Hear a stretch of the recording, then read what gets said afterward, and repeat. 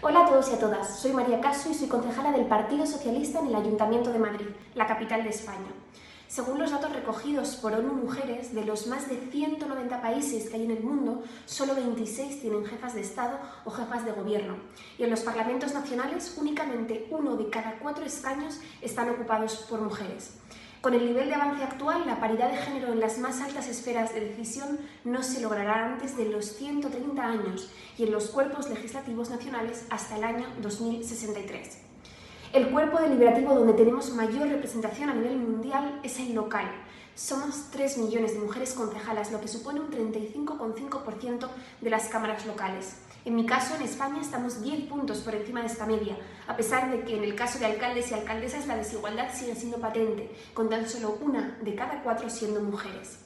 Como vemos, uno de los principales retos que tenemos, que es además una meta común adoptada internacionalmente en la Declaración y Plataforma de Acción de Beijing, es el de lograr la participación política y la distribución equitativa del poder entre hombres y mujeres en la toma de decisiones.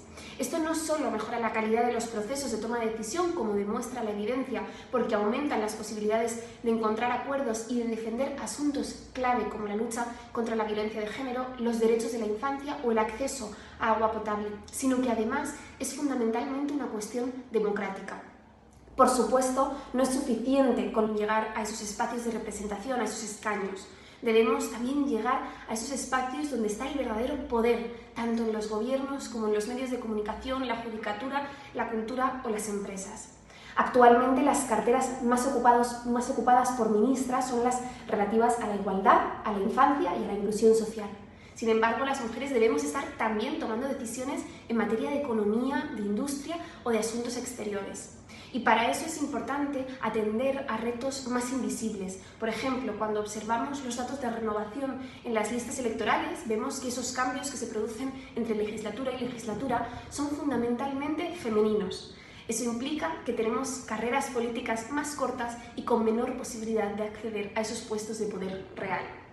Para hacer frente a esta realidad y para que no tengamos que resignarnos con alcanzar la igualdad en 40 o 100 años, es imprescindible, por un lado, conocer y visibilizar a mujeres referentes y, por otro, crear redes de mujeres, redes de apoyo en política.